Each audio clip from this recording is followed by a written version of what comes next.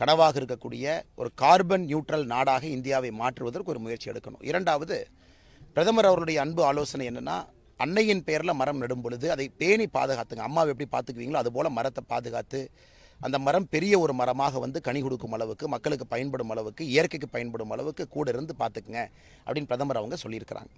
அதனால் இந்த நேரத்தில் நம்மோடு வந்திருக்கக்கூடிய ஐயா குலசேகரன் அவர்களையும் வருக வருக என்று வரவேற்று, நம்முடைய விவசாய அணி தலைவராக இருக்கக்கூடிய அண்ணன் ஜி.கே. நாகராஜன் அவர்கள், முக்கியமாக எங்கள் மாவட்டத்தினுடைய தலைவி அக்கா சங்கீதா அங்கே இருக்கிறாங்க, மூத்த தலைவர்கள் எல்லோரும் இருக்கிறாங்க, மோகன் மந்திராச்சலமன் உட்பட எல்லோரும் இருக்கிறாங்க, வனம் இந்தியா ஃபவுண்டேஷன், ரோட்டரி அமைப்பு, இங்கே இருக்கக்கூடிய தன்னார்வ குழு நண்பர்கள், அவிநாசி அத்திக்கடவு திட்டத்தினுடைய போராளிகள் எல்லோருக்கும் இந்த நேரத்தில் எங்களுடைய வணக்கத்தை தெரிவித்துக் கொள்கின்றோம். இது தமிழ்நாடு முழுவதும் நடந்து கொண்டிருக்கிறது. எல்லா இடத்துலையும் இதை ஆரம்பித்து பண்ணுறோம். இன்றைக்கி இங்கே செய்து கொண்டிருக்கின்றோம். பத்திரிகை நண்பர்களுக்கு வேறு கேள்வி இருந்தால் கேளுங்க. இது ரொம்ப ஆச்சரியம். அதாவது தமிழகத்தில் மட்டும்தான் பாரதிய ஜனதா கட்சி ஒரு வாகன பேரணிக்கு அனுமதி கேட்குறாங்க. என்ன அனுமதி கேட்குறாங்கன்னா, தேசிய கொடியை வாகனத்தில் எடுத்து செல்ல வேண்டும். குறிப்பாக பிரதமர் அவர்கள் 13, 14, 15 ஆகஸ்ட் மாதத்தில் எல்லோருடைய வீட்டிலும் தேசிய கொடியை நீங்கள் ஏற்றுங்க அப்படிங்கிற ஒரு அன்பு நம்மகிட்ட ஒரு அன்பாக வேண்டுகோள் விடுத்திருக்கிறாங்க. கடந்த 2-3 ஆண்டுகளாக மிகப்பெரிய ஒரு சோஷியல் மூமெண்ட்டாக மாறியிருக்கு.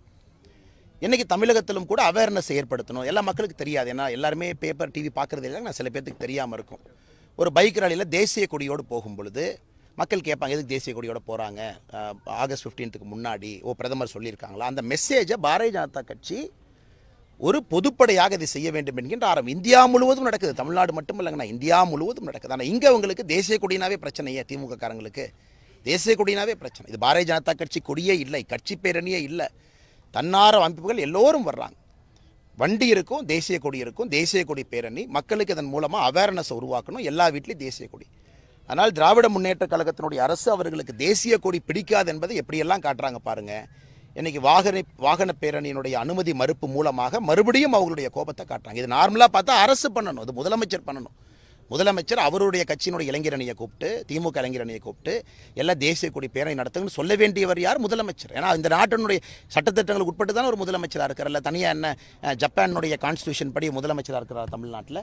இந்தியாவுடைய அரசியலமைப்பு சட்டத்தின்படி முதலமைச்சராக. அது முதலமைச்சர் செய்ய வேண்டிய வேலை நாங்கள் செய்கிறோம் தனி மனிதர்களாக. இதற்கு அவர்கள் காட்டக்கூடிய வெறுப்பு எப்பவுமே காட்டுறாங்க. ஆனால் இந்த முறை பெரும் ஒரு ஆச்சரியம் அளிக்குது. பாரதிய ஜனதா கட்சியுடைய வாகன பேரணி அனுமதி மறுங்க, no problem, it's okay. Law and order maintain பண்ணுங்க. தேசிய கொடியை ஒருத்தர் கொண்டு போகிறனால என்ன லா அண்ட் ஆர்டர் பிரச்சனை வருது? அது எப்படி அனுமதி கிடைக்க கேட்குறாங்க? நீங்கள் சொல்கிற இடத்துல, நீங்கள் சொல்கிற நேரத்தில், நீங்கள் எப்படி சொல்கிறீங்களோ அப்படி வாகன பேரணி போகணும்னு கோயம்புத்தூர்லாம் கொடுத்துருக்காங்க. அதற்கும் அனுமதி இல்லை என்றால் இதை என்னவென்று சொல்வது? இதற்கு முன்பு ஒரு ஹிண்டன்பர்க் அறிக்கை கொடுத்தாங்க. அதை உச்சநீதிமன்றத்தினுடைய சிறப்பு குழு, உச்சநீதிமன்றமே ஒரு கமிட்டி அனௌன்ஸ் பண்ணி அந்த ஹிண்டன்பர்கினுடைய முழு இதையும் ஆராய்ஞ்சு அதில் ஒன்றுமே இல்லை. இன்ஃபேக்ட் கண்டெம்ப்ட்னு சொல்லிட்டு ஹிண்டன்பர்க்கு நோட்டீஸ் கொடுத்துருக்குறாங்க. ஆனால் இந்த நம்ம நல்லா புரிஞ்சுக்கணும், இந்த ஹிண்டன்பர்க்ங்கிறது என்ன? It is a short selling ஒரு ஏஜென்ட். அதாவது இது போன்ற ஒரு செய்தியை சொல்லணும், அதன் மூலமாக இன்வெஸ்டர் பேனிக் ஆகணும். அதில் முதல்லையே போய் இவங்க ஷார்ட் ஆப்ஷன் பண்ணி வச்சுக்குவாங்க. ஸோ ஃபஸ்ட்டே விற்பாங்க அப்படிங்கிறது தெரிஞ்சவங்க ஷார்ட் பொசிஷன் எடுக்கிறனால ஹிண்டன்பர்க் அவங்களுக்கு ஆயிரக்கணக்கான கோடிகள் ரூபாய் லாபம் கிடைக்குது. இதான் ஹிண்டன்பர்க்கினுடைய இது. அது ஏதோ ஒரு பப்ளிக் சர்வீஸ் கம்பெனியோ இல்லை பத்திரிகை நண்பர்களை போல மக்களுக்கு செய்தி சொல்லக்கூடிய ஒரு நிறுவனமோ, உங்களை போல வெயிலில் தப்பை கண்டுபிடிச்சு வெளியே தொலைக்காட்சியில் சொல்லக்கூடிய ஒரு அமைப்போ கிடையாது. அது ஒரு for profit organisation. Short position எடுப்பாங்க. அதாவது ஒரு விஷயத்தை கொண்டு வந்தாங்கன்னா மக்கள் பேனிக் ஆகி அட்வான்ஸாக விற்பாங்க. அதை முதல்ல ஷார்ட் பொசிஷன் எடுத்தாங்கன்னா பணம் வரும். இது நம்பர் 1. இரண்டாவது, இப்போ ஹிண்டன்பர்க் ஒரு விஷயத்த சொல்கிறாங்க, அதை கண்டிப்பாக ஆராய வேண்டியது நம்ம கடமை. அவங்க நல்லவங்களா கெட்டவங்களா நம்ம பார்க்கக்கூடாது. ஹிண்டன்பர்க் சொல்லியிருக்கிறாங்க, அதுபோல் 1000 பேர் சொல்கிறாங்க. இந்த செபியினுடைய தலைவராக இருக்கக்கூடியவருக்கு ஆஃப் ஷோர் அக்கௌண்ட்டில் ஏதோ சம்பந்தம் இருக்குங்கிறாங்க. அது கண்டிப்பாக கண்டறியப்பட வேண்டியது தான். ஆனால் இதற்கு முறை நாம் நல்லா புரிஞ்சுக்கணும், ஹிண்டன்பர்க் அவங்க புலி வருதுன்னு பல முறை புலி வருதுன்னு சொல்லி கழுது புலி கூட வரல. நாமளும் புலி வருதுன்னு 3 மாதமாக திரும்பி பார்த்தோம். ஹிண்டன்பர்க்கில் சொல்லிட்டான் அதானி புலி வருதா, அம்பானி புலி வருதான்னு பார்த்தோம். ஒரு கழுது புலியை கூட காணோம். ஆனால் இந்த முறை மறுபடியும் செபி புலி வந்திருக்குன்னு கிளம்பியிருக்கு. அதையும் இன்வெஸ்டிகேட் பண்ணுவோம். அரசுங்கிறது என்னங்க, நான் பார்க்காம இருக்கக்கூடாதல்ல. ஆனால் காரணம் அவங்க பொறுத்தவரைக்கும் ரொம்ப கிளியராக இருக்காங்கண்ணா. ஓகே, எகெயின் இதை போனோம் அப்படின்னா ஒரு ஸ்டாக் மார்க்கெட்டுக்கு நம்ம பீட்டா வேல்யூன்னு ஒரு ஸ்டாக்கை சொல்லுவோம். அதாவது எந்த ஸ்டாக் மார்க்கெட்டினுடைய பீட்டா கோஎஃபிஷியன்ட் ஹையஸ்ட்டாக இருக்கோ அதில் தான் ஸ்பெகுலேஷன் அதிகமாக இருக்கும். உதாரணத்திற்கு அதானியை பற்றி ஒரு நெகட்டிவ் செய்தியோ பாசிட்டிவ் செய்தியோ வந்துச்சுன்னா எய்தர் -10% போகும் அல்லது +10% போகும். பீட்டா கோஎஃபிஷியன்ட் அதிகம். இப்போ ஹிடன்பர்க் இது போன்ற கம்பெனியில் டார்கெட் பண்ணுறதுக்கான காரணம் என்னன்னா, இந்த மாதிரி ஷார்ட் பொசிஷன் அதானியில் எடுக்கிறது ஈஸி. ஒரு ஹிந்துஸ்தான் யூனிலீவரில் எடுக்க முடியாது, ஒரு ஸ்டேபிள் கம்பெனியில் எடுக்க முடியாது, ஒரு பெரிய ஒரு மேனுஃபேக்சரிங் கம்பெனியில் எடுக்க முடியாது. ஸோ தொடர்ந்து இவங்க அதானியை டார்கெட் பண்ணுறது என்னை பொறுத்தவரை இதுவரைக்கும் என்னுடைய, ஏன்னா நானும் MBA ஃபினான்ஸ்லாம் படிச்சிருக்காங்கன்னா எனக்கு ஓரளவுக்கு ஸ்டாக் மார்க்கெட் தெரியும். என்னை பொறுத்தவரை இதுவரை ஆலோசனை செய்து பார்த்ததில் அவங்க வேர்ல்டு ஃபுல்லாக, இந்தியானா அதானி வேர்ல்டு ஃபுல்லாக டார்கெட் பண்ணுவாங்க. யூரோப்பில் ஒரு கம்பெனி அதை டார்கெட் பண்ணி அதில் ஆயிரக்கணக்கான கோடி ரூபாய் லாபம் சம்பாதிச்சிருவாங்க அந்த ஷார்ட் பொசிஷனில். அதனால் நான் ஏற்கனவே சொன்னது போல் இதுவரை அவர்கள் சொன்னது பொய்யாக இருந்தாலும் ஒரு அரசனுடைய கடமை சொல்லிட்டீங்க, மறுபடியும் செக் பண்ணுவோம். சரி, ஓகே, நீங்கள் என்ன ஆஃப்ஷோர் அக்கௌண்ட்டில் செபி ஆளுக்கு வேலை இருக்குது, சரி செக் பண்ணுவோம், என்ன இருக்குது, இருந்தால் நடவடிக்கை எடுப்போம். ஸோ அதற்காக இதுவரை ஹிடன்பர்க் சொன்னதெல்லாம் பொய், இதற்கு நம்ம காதை பொத்திக்கிட்டு நம்ம நடவடிக்கை எடுக்க போகிறதில்லைன்னு யாரும் சொல்லிங்கன்னா, moment they make an allegation, responsible government அப்படி தான் நம்ம பண்ணோம். செபி மேலே வச்சாங்க, செபி இதற்கு முன்பு அதானி இதுக்கு அவங்களே இன்வெஸ்டிகேட் பண்ணாங்க. செபி மேலே நம்பிக்கை இல்லைன்னு காங்கிரஸ் சொல்லிச்சு. சுப்ரீம் கோர்ட் ஒரு கமிட்டி போட்டாங்க, சுப்ரீம் கோர்ட் கமிட்டியிலே தப்பில்லைன்னு வந்துச்சு. அதனால் நண்பர்களுக்கு, பத்திரிகை நண்பர்கள் நான் சொல்ல விரும்புவது என்ன, இவர்கள் ஒரு NGOவோ அல்லது தன்னார்வ குழுவோ அல்லது இங்கே இருக்கக்கூடிய அமைப்புகளோ கிடையாது. இவங்க இன்டர்நேஷ்னல் லெவலில் ஃபார் ப்ராஃபிட் கம்பெனி. அதுதான் இதை மக்கள் நல்லா புரிஞ்சுக்கிட்டாங்கனாவே அவங்க பார்வை இதில் மாறிடும். வருகின்ற காலத்தில் இது போன்ற நிறைய தாக்குதல் இந்தியா மேலே தொடுப்பாங்க. A strong India is bad for many global country. ஒரு வலிமையான பாரதம் உலகத்தில் இருக்கக்கூடிய பல நாடுகளுக்கு அச்சுறுத்தல். பாரதம் வலிமையாக இருக்கக்கூடாது என்பதற்காக உலக அளவில் பெரிய சதி நடக்குது. அதில் இதுவும் ஒன்றாக பார்க்கின்றேன். நான் சொன்னாலும் அவங்க சொல்கிற அலிகேஷனை செக் பண்ணணும் அப்படின்னு நான் சொல்கிறேன். ஆனால் இப்போ தமிழக ஏன்னா சுப்ரீம் கோர்ட் இருக்குது, சுப்ரீம் கோர்ட் வந்து ஒரு கமிட்டி போட்டு செக் பண்ணுறாங்க. இந்தியாவை தவிர நீங்கள் வழக்கு எங்கே போட முடியுன்னு? இவனா இன்டர்நேஷ்னல் கோர்ட் ஆஃப் ஜஸ்டிஸ் எடுத்துகிட்டு போகிற அளவுக்கு இவங்க பெரிய அமெரிக்காவுடைய ஜனாதிபதியா? இல்லை அவங்க வந்து இப்படியே அவங்க பில்டப் கொடுத்து மீடியாவில் ஸ்பெக்குலேட் பண்ணி பெரிய ஆளாக வந்துடுவாங்க. இந்தியாவுடைய highest court supreme court of India. அது மேலே நம்பிக்கை இல்லைன்னா ஹிடன்பர்க்காரனுக்கு இந்தியா என்கின்ற வார்த்தையை பயன்படுத்துறதுக்கே அருகதை கிடையாது. உனக்கு என் நாட்டு மேலே மரியாதை இல்லை, என்னோட உச்சநீதிமன்றத்தின் மீது உனக்கு மரியாதை இல்லைன்னா எதுக்கு என் நாட்டை பற்றி நீ பேசுகிற? அதான் என் கேள்வி.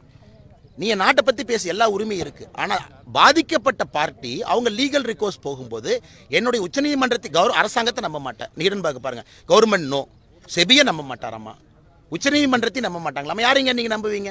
நடுக்கடல் ஒரு கண்டெய்னர் போட்டு 4 ஜட்ஜை உட்கார வச்சு எந்த நாட்டுக்கும் பொதுவில்லாத பசிபிக் ஓஷனில் நம்ம என்கொயரி பண்ணலாமா? இப்படியே இருக்கிறாங்க. அதனால் எனக்கு ஹிடன்பர்க்கை பொறுத்த வரைக்கும் ஒரு விஷயத்தை புரிந்து கொள்ள வேண்டும். தவறு செய்யும் பொழுது என்னால் பெனால்ட்டி பண்ண, அதுக்கு தான் செபி ஷோகாஸ் நோட்டீஸ் கொடுத்துருக்காங்க. செபி ஷோகாஸ் நோட்டீஸ் கொடுத்துருக்காங்க அப்படிங்கிறக்காக திரும்ப ரிட்டாலியேஷன் பண்ணுறாங்க. அது எப்படி ஏற்றுக்கொள்ள முடியுங்கன்னா? எப்படி ஏற்றுக்கொள்ள முடியும்? இதை மாதிரி அடுத்து இன்னொரு கம்பெனி இங்கிலாண்டில் ஒரு கம்பெனி சொல்லுவான், நான் இந்தியாவில் எல்லாம் ஒத்துக்கிறேன், ஆனால் சுப்ரீம் கோர்ட் மேலே நம்பிக்கை இல்லை, நீ ஹேகில் வந்து இன்டர்நேஷ்னல் கோர்ட் ஆஃப் ஜஸ்டிஸுக்கு வா, நீ நானும் ஆர்கியூ பண்ணுங்கன்னா அந்த நாட்டை எப்படிங்க நான் நடத்த முடியும்? எப்படி இந்த நாட்டை நடத்த முடியும்? நம்முடைய நாட்டின் மீது நீ அவதூறு பரப்ப பிரச்சனை இல்லை, ஆனால் அவதூறு பரப்பப்பட்ட ஆப்போசிட் பார்ட்டிக்கு ஒரு லீகல் ரிகோர்ஸ் இருக்கணும்ல. அப்போ உச்சநீதிமன்றத்தை தவிர வேறு ஹையஸ்ட்டில் கோர்ட் என்னங்கண்ணா இருக்குது? அதனால் இவங்க நமக்கு தயவு செய்து இது போன்ற நிறுவனங்கள் நமக்கு பாடம் எடுக்க வேண்டாம். ஜனநாயகம் என்ன, ஒரு சட்டம்னா என்ன, ஒரு நீதித்துறைனா என்ன நமக்கு சொல்ல வேண்டாம்.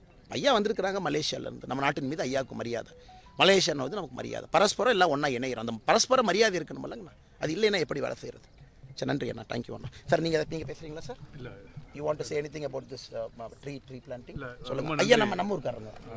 ரொம்ப நன்றி ஐயா. நாகராஜ் தான் என்னை இன்னைக்கு இன்ட்ரடியூஸ் பண்ண. நான் கேட்டேன், மிஸ்டர் அண்ணாமலை வந்து பல வாட்டி வந்து இந்தியாவில் மீட் பண்ணால் you are very busy, very way today இன்னைக்கு வந்து நான் வந்தது வந்து ஐயாவை பார்க்க. ஆனால் எனக்கு கொஞ்சம் வேலைலாம் வாங்கிட்டார், செடியில் நட சொல்லிட்டீங்க, ரொம்ப சந்தோஷம். ஏன்னா அது ரொம்ப முக்கியமான அங்கம். ஆனால் இன்றைக்கு என்ன அதில் நான் பார்த்தேன்னா, இந்த 3 மாணவர் இருந்தாங்க பாருங்க, சின்ன பிள்ளைங்க. அவர் சில கேள்வி கேட்டார். To me is very important. அந்த பிள்ளைங்கிட்ட என்ன கேள்வி கேட்டாருன்னா, இந்த மரம் இந்த என்ன மரம், பனைமரம் வந்து அதோட significance, okay, because children don't know. இப்போ உள்ள பிள்ளைங்களுக்கு தெரியல. ரெண்டாவது அது என்னத்துக்கு முக்கியம், இந்த சாயில் ஃபெர்டிலைசேஷன் அண்ட் வாட்டர், அப்புறம் என்ன கொடுக்கும், அதெல்லாம் கேட்கணும். நான் ஏன் அப்படி முக்கியத்துவம் கொடுக்குறேன்னா, என் நாட்டில் வந்து இந்த பொட்டேட்டோ சிப்ஸ் இருக்குல்ல, ஃப்ரெஞ்ச் ஃப்ரைஸ், அப்போ ஸ்கூலில் வந்து கேட்டிருக்காங்க அந்த ஃப்ரெஞ்ச் ஃப்ரைஸ் வந்து எங்கேருந்து கிடைக்குன்னு. அவங்க பதில் என்ன தரும், பிள்ளைங்கலாம் சொல்கிறாங்க KFCயில் கிடைக்கும். பாருங்கள், சில்ட்ரன் ஹேவ் க்ரோன் டிஃப்ரெண்ட். அது விவசாயம் செஞ்சு எடுக்கிறேன்னு அது இல்லை. ஸோ இன்றைக்கி நீங்கள் கேள்வி கேட்டது ரொம்ப முக்கியம்.